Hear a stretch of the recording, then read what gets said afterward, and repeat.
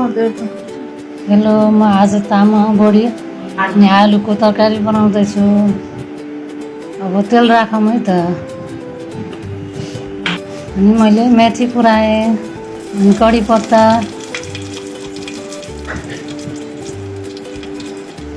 अनि चलाइसकेपछि बेसार राख्यौँ।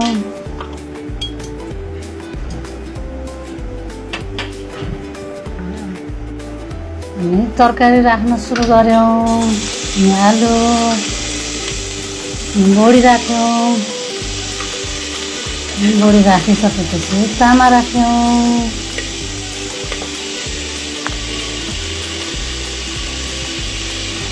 हजुरले कसरी पकाउनुहुन्छ भन्नुहोस् है त। चलाउन सुरु गऱ्यौँ।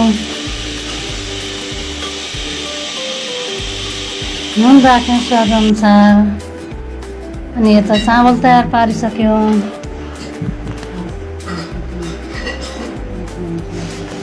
चामल तयार पारिसकेपछि बसाल्न सुरु गऱ्यौँ।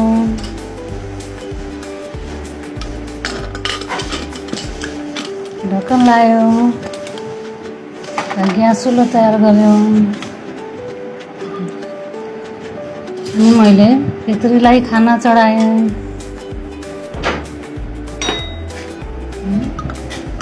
खाना पस्क्यौँ। छोरीले भात खाने भएको भएर भात बसालेँ। अनि मलाई गहुँको आटो पकाएकी छु। हजुरले यसलाई के भन्नुहुन्छ कमेन्ट गर्नुहोला। तामा राख्यौँ खानामा, अचार तामाको अचार। अनि घिउ पनि राखिदिएको छु नानीको लागि।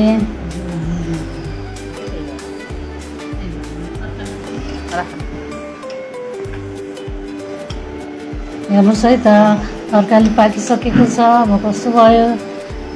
अब हामी खाना खान सुरु गर्न लागेका छौँ। भन्नुहोस् है त हजुरले कसरी खाना बनाउनुहुन्छ।